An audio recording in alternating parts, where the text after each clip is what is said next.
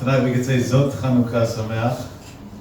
I give you all credit. Wow, you pulled it off. You came together. Amazing. Each and every one of you gets a lot of credit. I like unity. I live for unity. So to see unity in such a way is special because this is a two-facet unity. A personal unity of a bond of a husband and wife going out and a general friend and community unity that we can gather together as one. And we do this exactly on the night, which is the 8th night of Chanukah.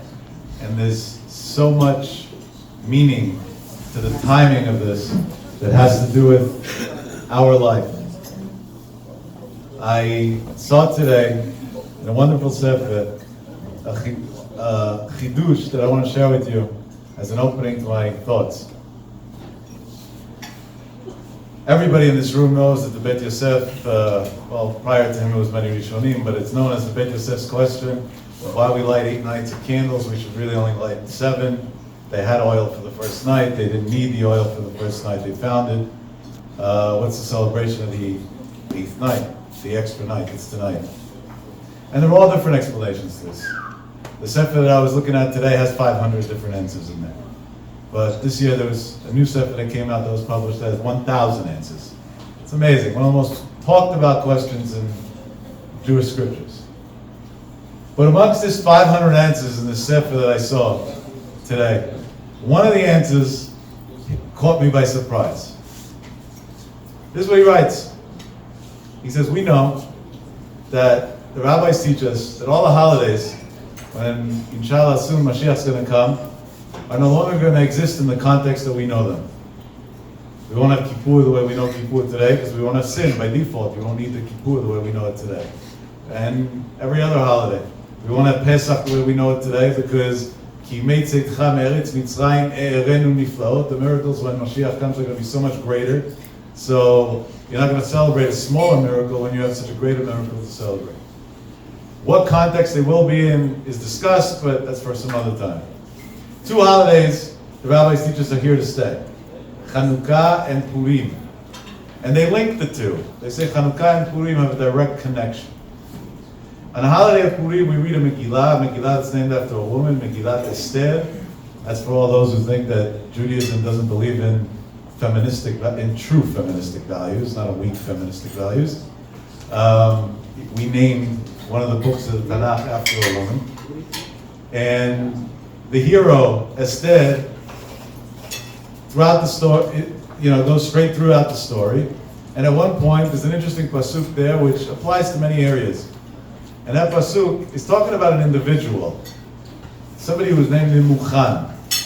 And the way the Torah, the Megillah describes it, Vayom Memuchan said, like Kitva Melech, the words of the king.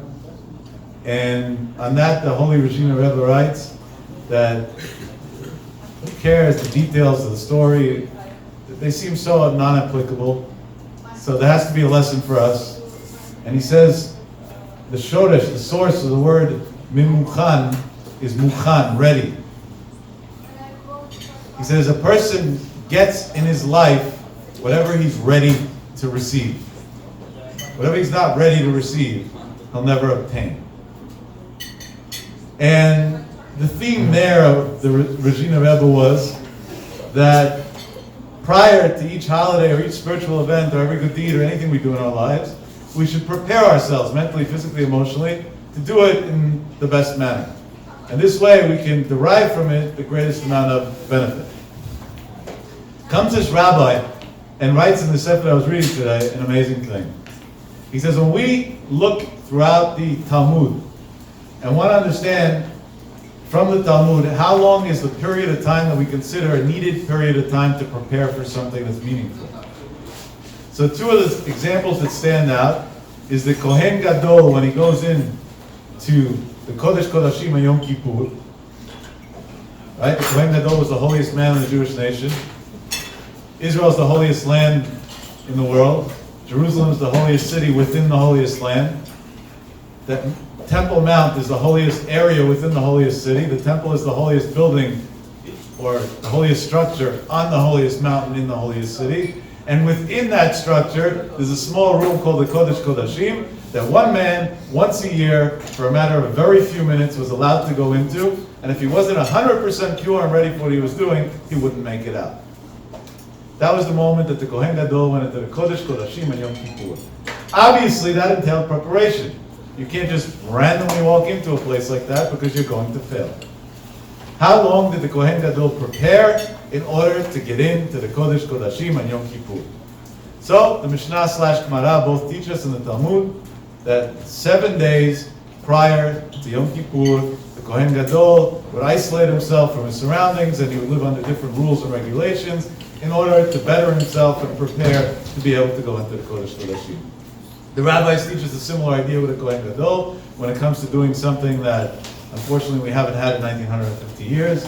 That was the ashes of the red cow, the Parah Adumah. Before the Kohen Gadol is allowed to burn the Parah Adumah in order to have the ashes to purify people, once again, he needs 7 days preparation. Come the Chachamim and say an amazing thing. You know what? We have 8 nights of Chanukah. We have 7 nights of Chanukah to prepare ourselves for the 8th night. May 8th, we title the 8th day of Chanukah, Zot Chanukah. Zot means this is. What is really Chanukah? Tonight. The last 7 nights, we were preparing to come in ready for tonight.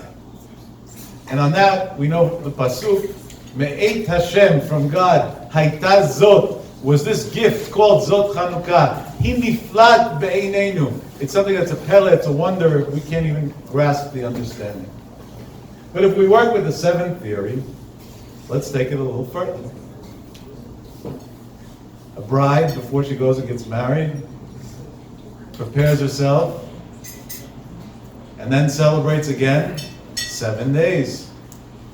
The preparation of holiness comes through a cycle of 7. And every creation of anything positive in this world comes with 7 days of preparation. I saw the theme, Ish v'isha shezachu shechina b'neihem. I like that theme. God dwelling amongst us. What? God dwelling amongst us is not a myth, and if we want to do a couple's night to promote marriage values, honestly, we could have picked so many other days of the year, maybe Tu B'Av. It's not a coincidence that people were inspired to do this on the 8th night of Chanukah. There is no coincidence in the world.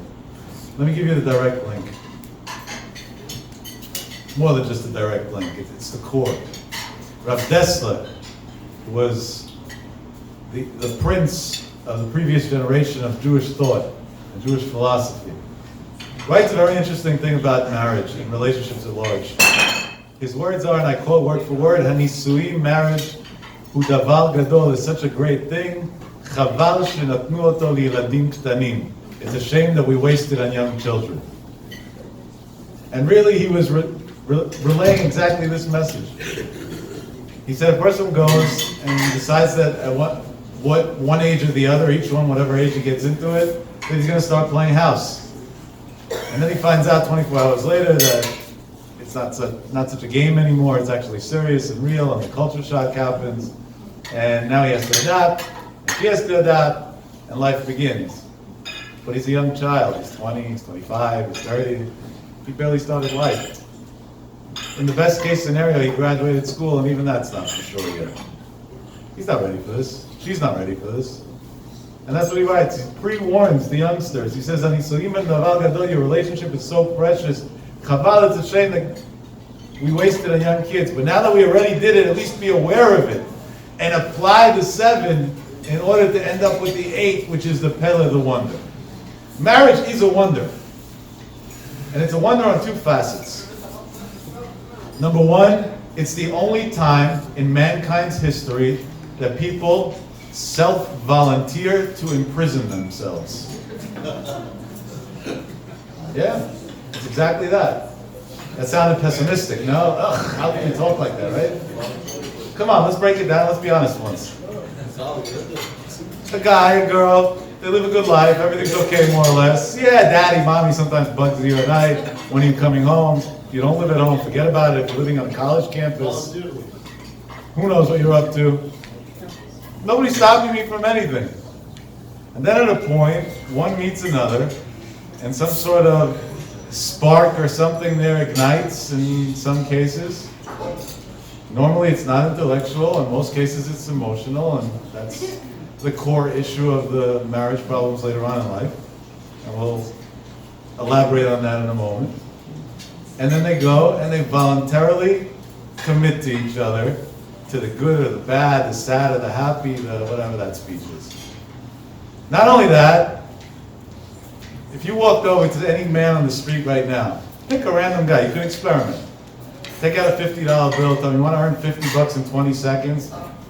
They'll say, sure. So this is what you got to do. You got to get down on a knee. He's going to be like, what? And walk right away.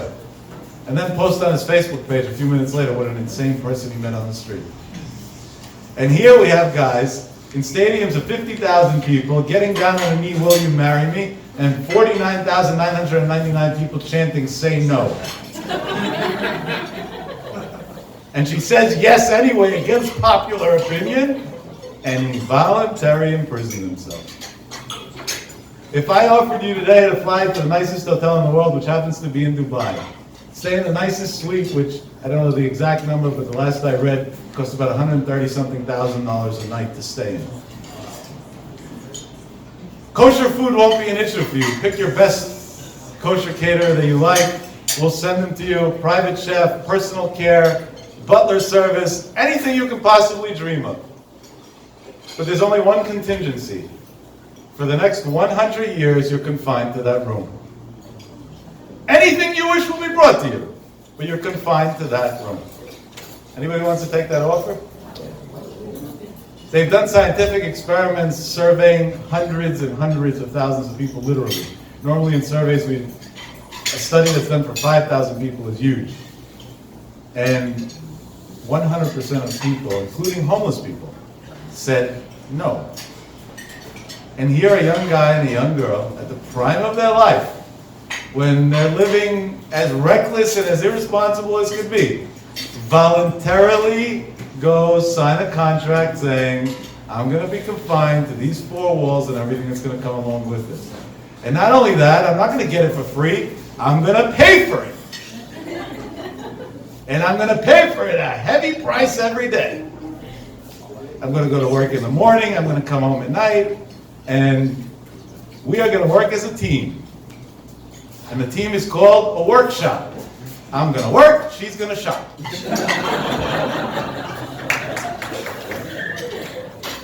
Voluntarily.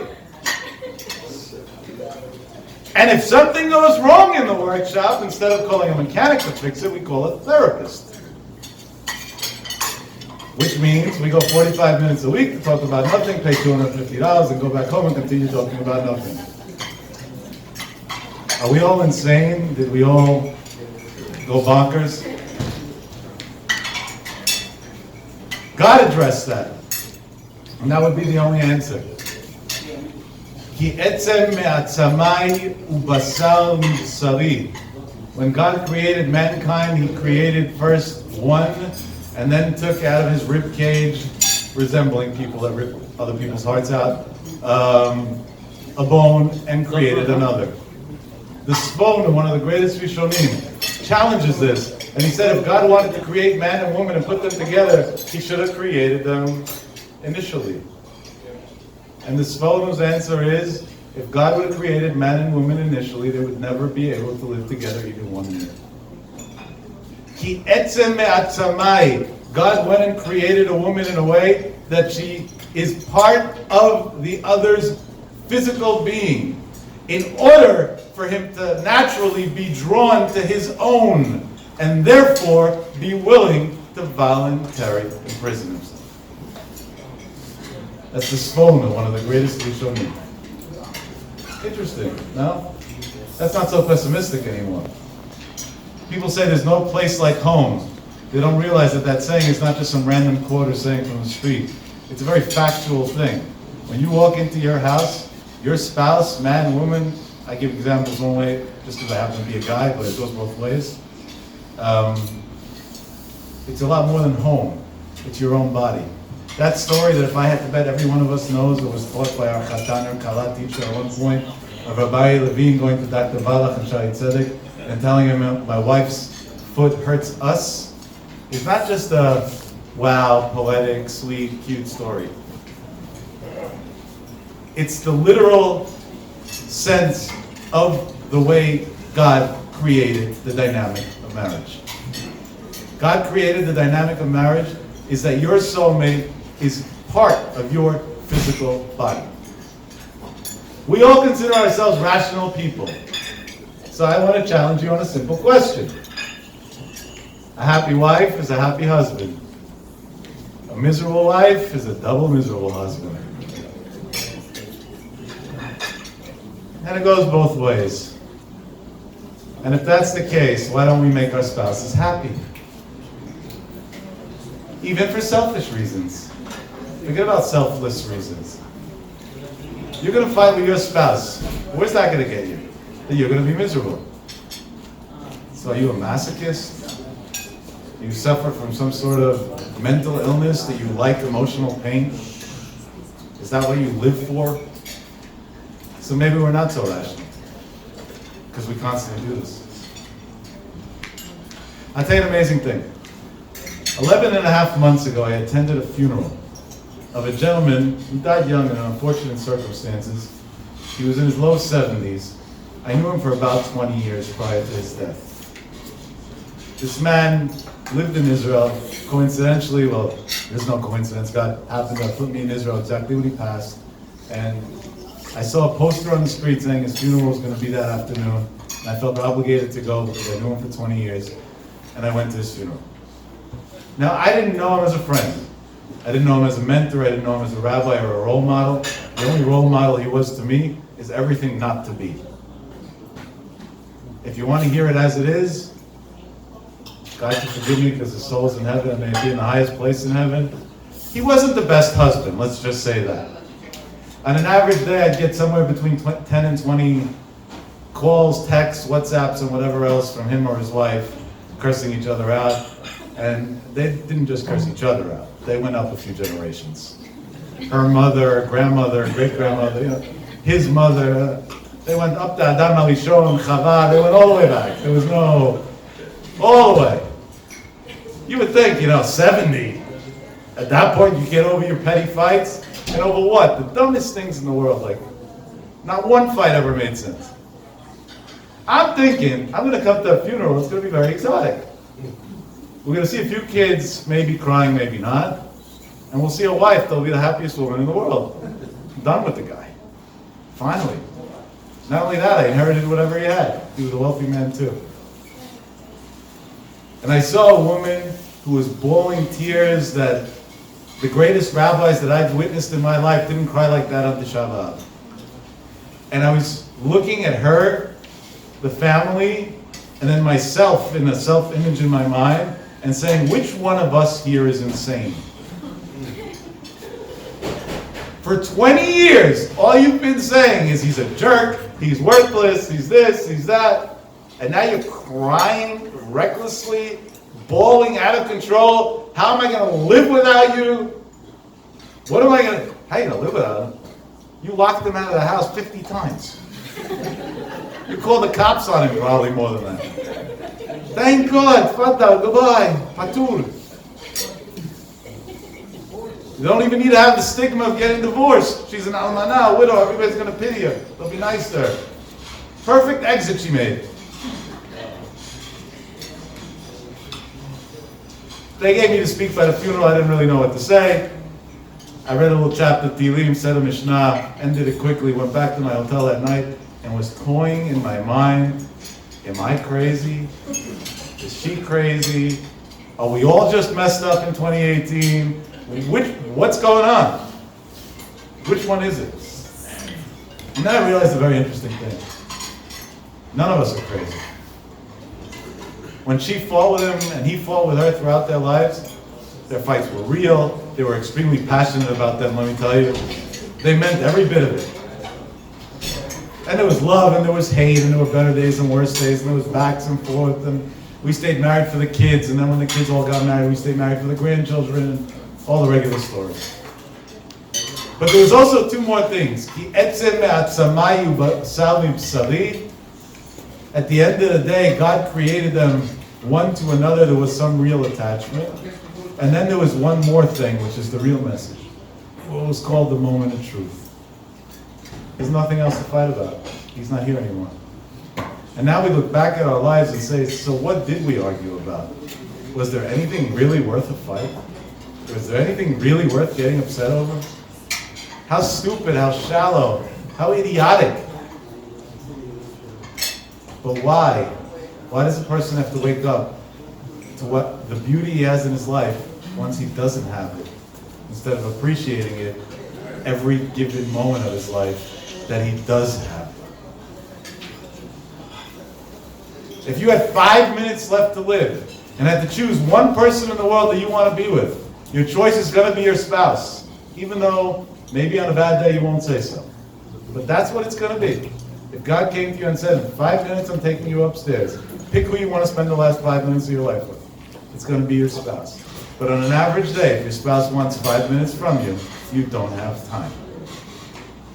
If you want to live a life that's productive, you got to live a life with an adult. When Rav Yaakov was saying a lot deeper of a message. You want to know how a young kid could be successful in marriage? Living like an old man, not like an old man that I can't move and I can't do anything and I'm a lazy bum.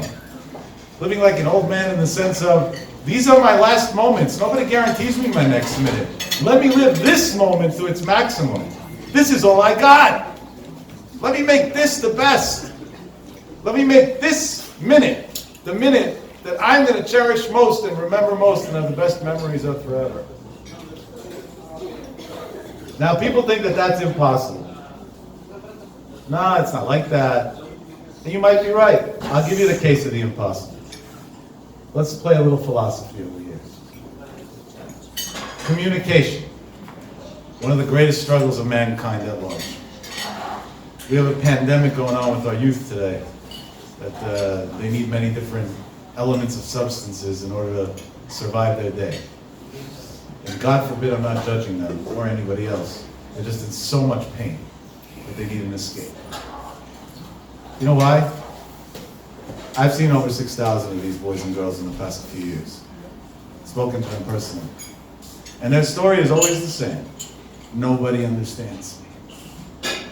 There's no worse feeling in the world than feeling that nobody understands you. That feeling of loneliness can kill anybody, inside, emotionally, and later on physically.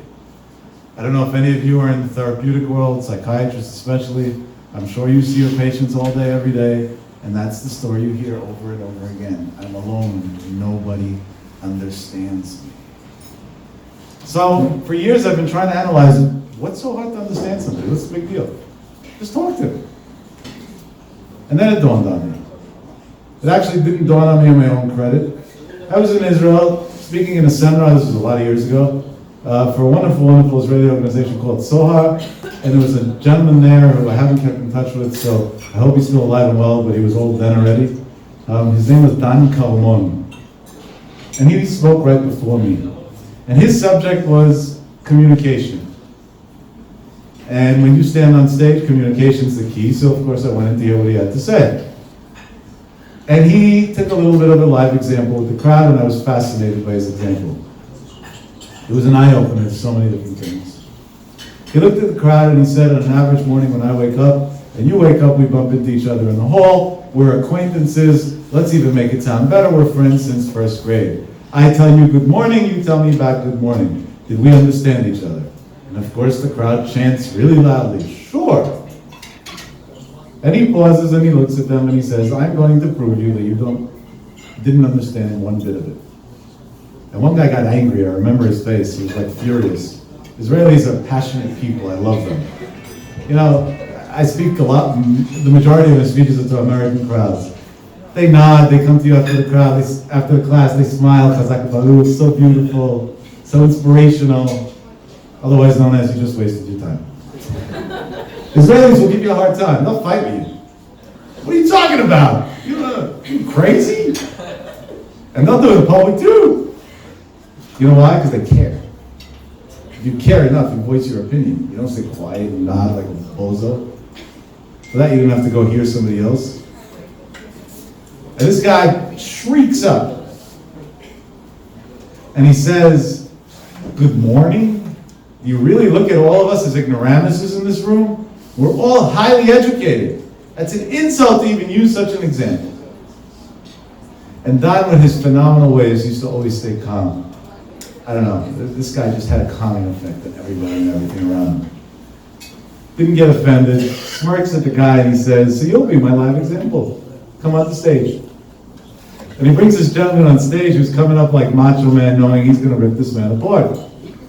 And he tells him, let's do a little experiment. He says, do you have children? And he says, sure, I have children. He says, are any of them in school? He says, yes, all of them. He says, how many children do you have? He says, 3. He says, what are their ages? I don't remember the exact ages, but they were all in grade school. I remember him asking him, what grade is your youngest in? He said 3rd grade. I guess that's about 8 years old or so. He turns to the gentleman and says, were you ever home when your child came home from school? And he says, my schedule allows me to be home on almost every night when he comes home from school. He says, great, what happens when he walks through the door? He says, I'm a good father. I go over to him, I hug him, I kiss him, and I ask him how his day was. He says, so far, you're a really impressive man. He says, well, let's continue. What does he answer you? And he says, depending on the day, but I'd say 8 out of 10 days, he says, Dad, it was crazy. And then Don looks at the gentleman and he says, and what do you do then? And he says, I figure he's probably hungry, the food at school is not always the best, maybe he had a little fight with his friend or something. So I bring him to the kitchen, I feed him, I give him some candy, I watch some TV with him, I play some games with him, whatever. Make him happy and put him to sleep. And Don suddenly puts on a bigger smirk and he says, my dear friend, I got a question. What would happen if you would ever approach your kid after he said my day, I don't know, was bad, and ask him, don't even ask him anything, just tell him, you mean to tell me that you had a hard day? What do you think your son's going to do then? He said, I don't know, I never tried. He said, so let's experiment together, you and I. And he turns to this guy and he asks him, how was your day? And the gentleman said, so far so good, until you came around.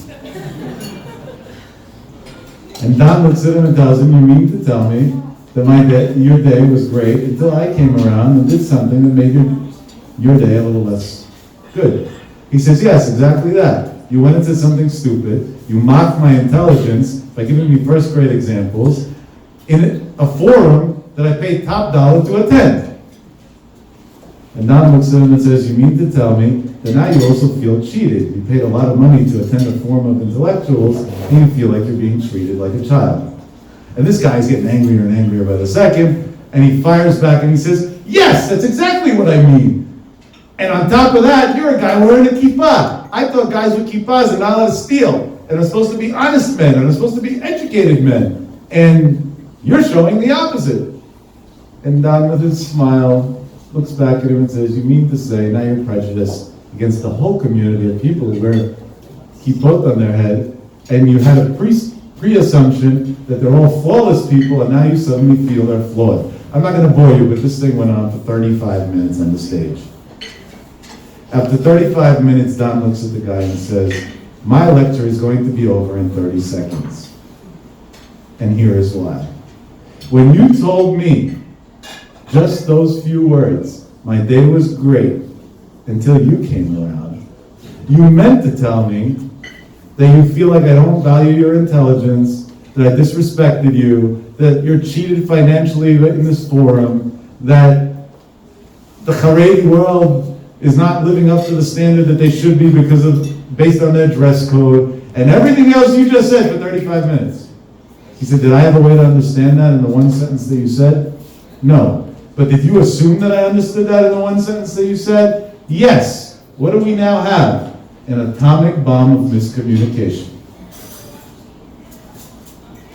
So when you see your friend in the morning, and now multiply that 1,000,000 times over with your spouse, and say good morning, you mean to say everything, whether it's positive or negative, that you think about the other, and how nice or not nice they were the night before, and how thoughtful or not thoughtful they will be on the upcoming day, and everything else in the equation. And if you're married for 40 years worth of feelings, in 2 words, good morning. And did your significant other understand any of that? No. And now you went to work frustrated. He doesn't understand. Of course he doesn't understand it. You didn't explain yourself. You made an assumption that the other person is some sort of prophet that can understand everything. And the basic minimal level of communication doesn't exist. We love overestimating our intelligence because it makes us feel good. The egoistic part of mankind loves it. We're so intelligent, we get it all. To the point that somebody could be talking to us, saying a sentence, and we cut them off mid-sentence. We don't even let them finish what they have to say. Guess what? Even if the person finishes all their sentences, you still won't understand what they have to say. Unless you care. So it is the impossible. Comes God and says, Me'et Hashem ha'ita zot. Another one of the things that God says he himself gets involved with is marriage. When that matronita or matrona asked the rabbi, what does God sit and do all day? He said he makes marriages. Not just creates the actual initial chuppah, that's the easiest part to do. He keeps marriages going. You know why God has to be busy with that all day? Because statistically, the odds of people understanding each other are zero. Hiniflat be'einenu. It's a miracle that we still are able to stay civil with each other under these circumstances. Because all day long, we're not understanding each other. And now we got to take it a step further. We live in the virtual reality world. We don't even pick up the phone to talk to anybody anymore. Face to face, forget about it. That for sure doesn't exist. So most things are done, best case scenario, through voice notes, most of the time through text messages.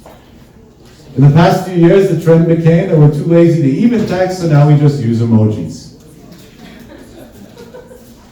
And now you got a couple that have to talk about the most important thing, life itself, and they're communicating in emojis.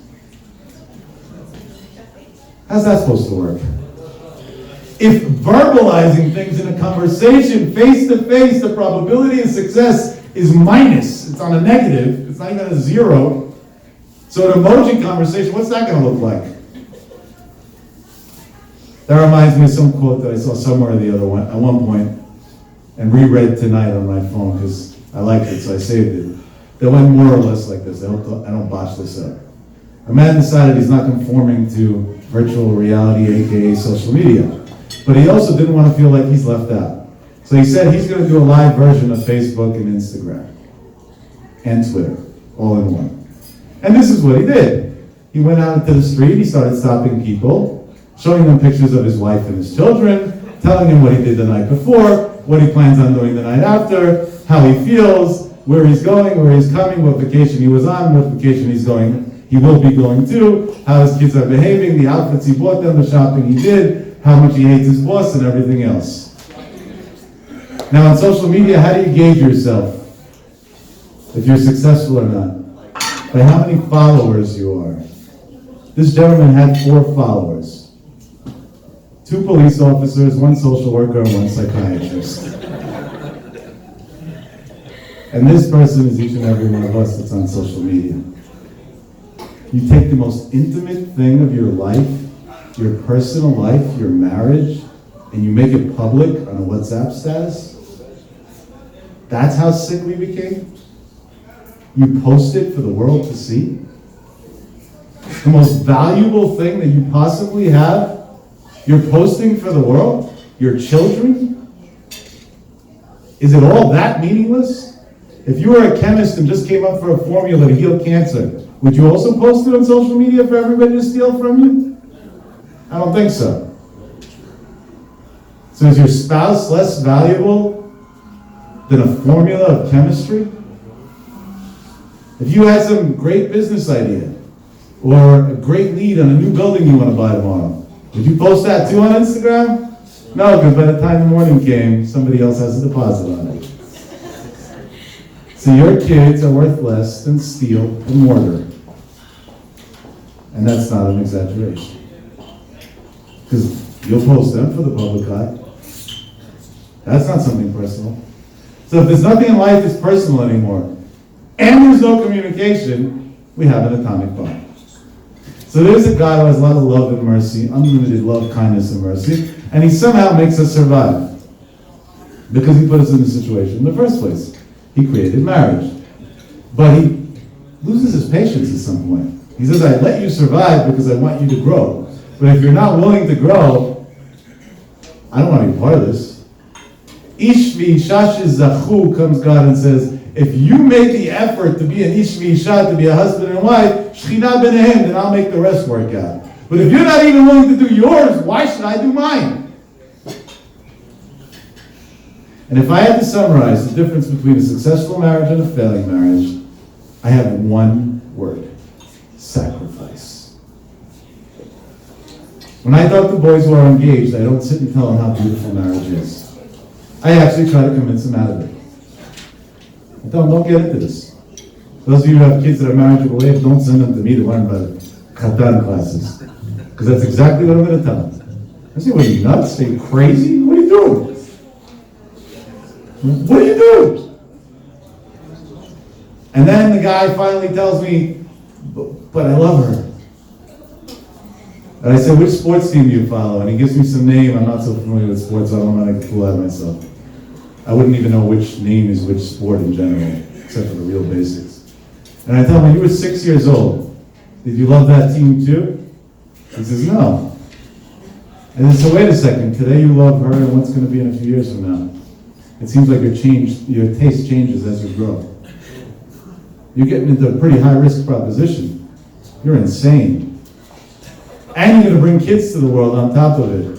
And one day lawyers will be making a lot of money on you. And 50% of everything you work for in your life is going to be gone. I said, you have only one way to get out of this mess you just got into. And that's to understand this one word: sacrifice. If you want to assess your marriage, you go home tonight, you take a pen, a paper, your phone, whatever you write on, and see if you can list 50 things that you sacrificed in the past month for the sake of your spouse. 50, yeah, 50, not 5. Most of you are going to get stuck by 1, but 50, and that's a very low number. I'm in a good mood tonight. Unfortunately, there's no scotch here, so I'm filtering myself 100 times over in every word I'm saying. Very, very calculated. Very, very calculated, every word.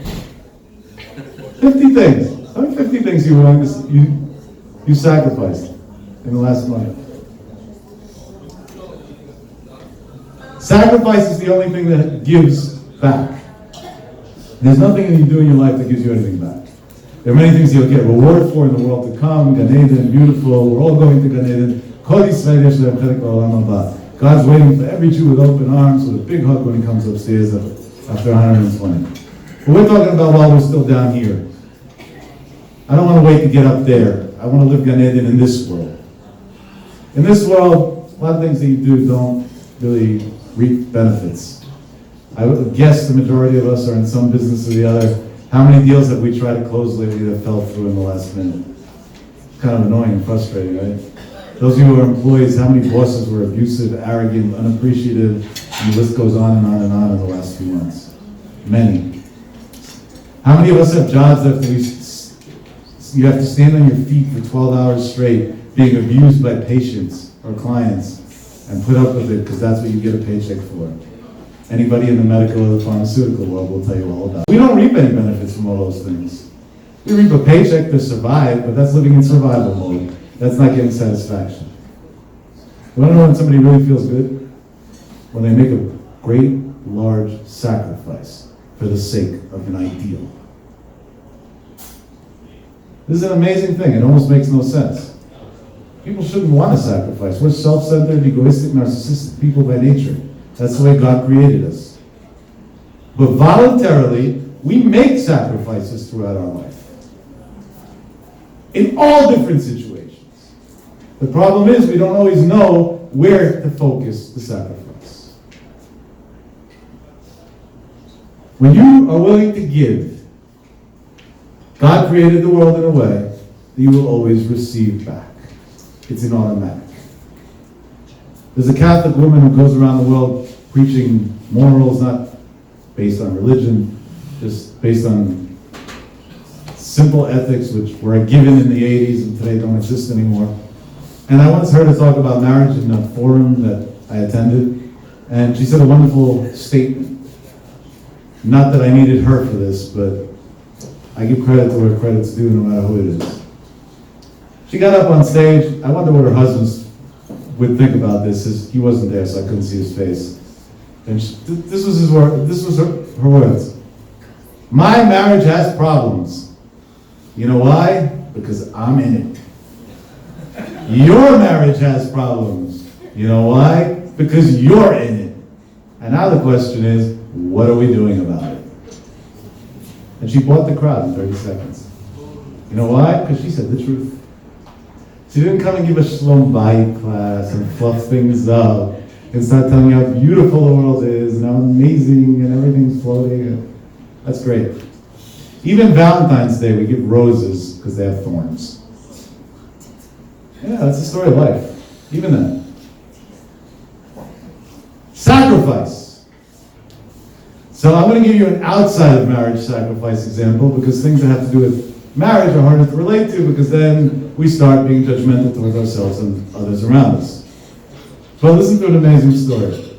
There's a relatively young gentleman that I know that lives in Bnei Brak, and he has a neighbor who lives on the same floor as him in his building. We should never know. A young man, 34 years old, passed away. Left a wife with 5 kids. Widow, 5 children, a lot of issues. The financial, emotional, all those are obvious. But then there are the technicalities. We don't think about this because we take life for granted. The average boy, when he comes home in 3rd or 4th grade and has to learn Mishnayot, has either a father or a tutor to teach him.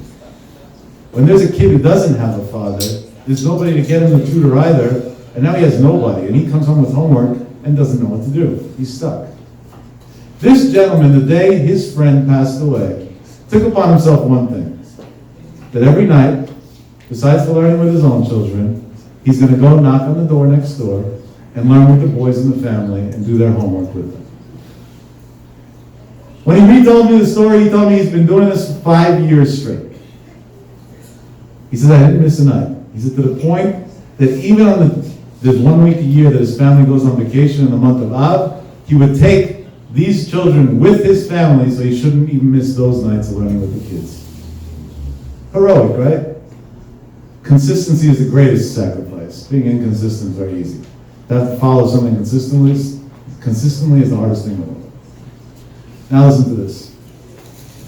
He says, overall, my life wasn't perfect. We struggled, but my wife had a decent job. She earned a living. I was in Kollel, happy in my learning, getting some sort of paycheck from the Kollel, if you can call it that. Our parents helped out, and we made ends meet. So, but then times got bad. My wife was fired for reasons that until today I don't know.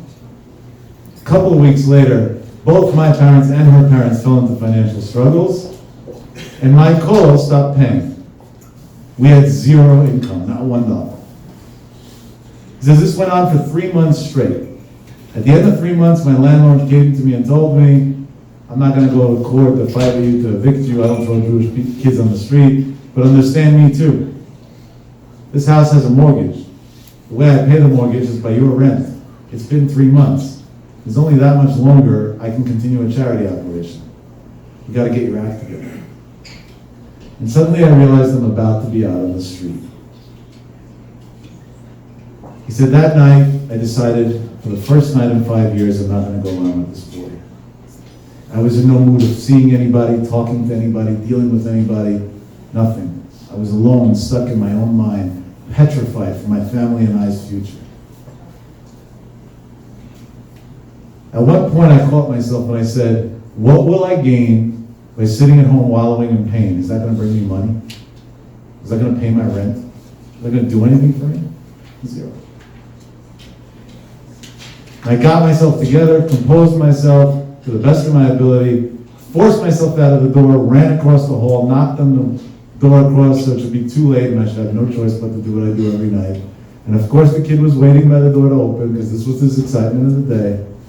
And I opened the door, and there is this now 12-year-old child standing by the door, letting me into the house to learn with him. Children are extremely in tune with what we're going through. We underestimate how well they know what we're going through. He looks at this man who's his mentor, who's technically his stepfather at this point. This is 5 years later. And he says, "What's wrong with you? You don't look okay." And he says, "Nothing. Let's learn." He says, "We're going to learn. Of course we're going to learn. But first tell me what's wrong with you. You don't look happy." And he says, "You're a young boy. You can't help me anyway. It's okay." He said, "I might be a young boy, but sometimes young boys have good ideas. Let me help you. You helped me for the last 5 years." And when the guy told me the story, he says, "I don't know what I was thinking, but I went and told a 12-year-old boy who's an orphan, who has a long list of his own struggles, that I'm about to be thrown out of my house because I can't pay rent."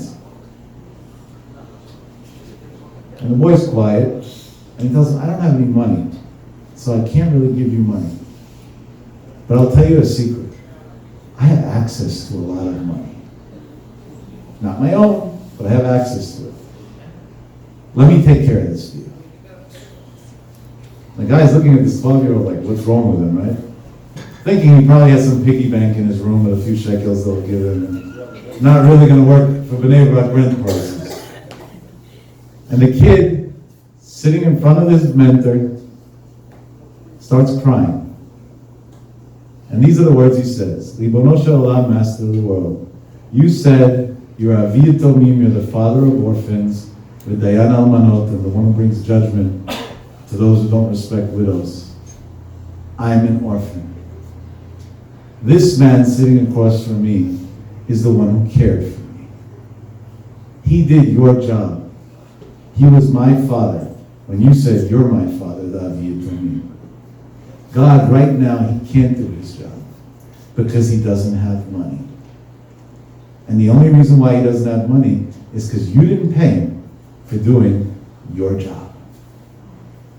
Send him his paycheck." The guy, when he told me the story, said this was one of the most awkward moments of his life. Like, what do you do in that situation? He said he whispered in a way that the boy shouldn't realize Amen, but that was the extent of it. Learned with him, tried to make, cheer up a little bit for the sake of the kid, left the house. He said he didn't even tell his wife the story because he didn't want to give her false hope or whatever. Because he knocks on the door, he walks into the house, his own house. Yes, you have to knock before you walk into your own house. And his wife is sitting there, and she looks all jolly as could be. And this is the woman who a few minutes ago was panicking because of their financial situation. And now he's puzzled, and he's looking at her, and he's like, "Okay." And she said, "You won't believe it."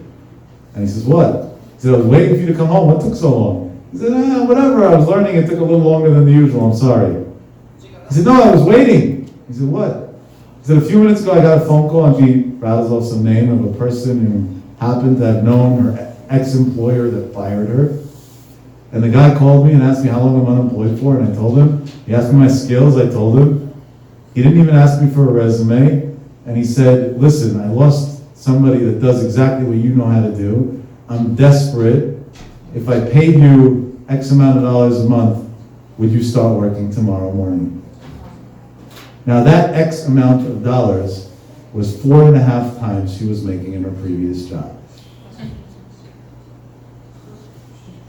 That was God saying, "You were willing to make a sacrifice? I'll pay you." If you get a phone call at 2 a.m. to go running to a hospital, and I know this from experience because I do this many nights, you'll never say no. Somebody's sick, somebody's dying, they need you at their bedside. As tired as you are, as cranky as you are, you'll jump out of bed. But when we get a phone call from our spouses saying, "I need 5 minutes of your time," sorry, I'm busy. Why does somebody have to be spitting blood on their deathbed to get your attention? It's just not fair. It's that simple. That's the story of life. Life is not made out of the fancy words and the great extravagant things. Life is made out of the simplistic ideals, the simplistic morals, the simplistic basics of what we have to do. Sacrifice. No, it won't come easy.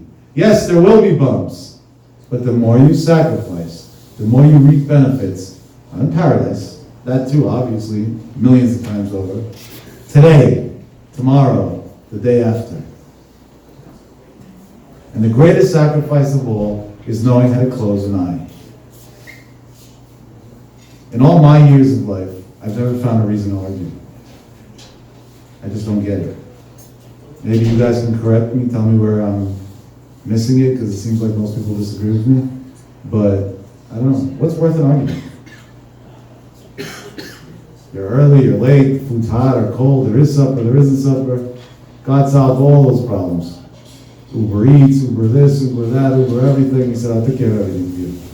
Now what? What else? You did forget something, you didn't forget something. I asked you to go shopping, you did go, you didn't go. That's worth ruining your life over? For that? That's worth kids growing up insecure because the only security children ever get in their life is by seeing their parents smile at each other and not argue.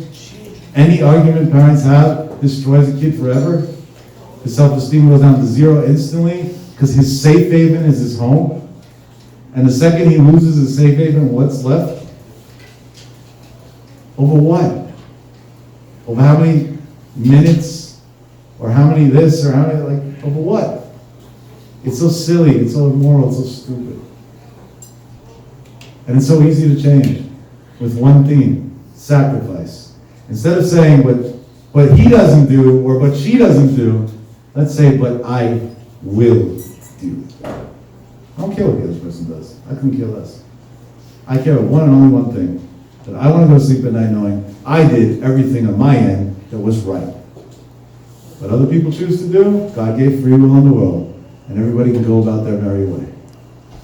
If the Jews would have not made that one choice one day to do the right thing, which was insane, to take 13 people and go fight against an army of 60 million Greeks, there wouldn't be a Jewish nation today.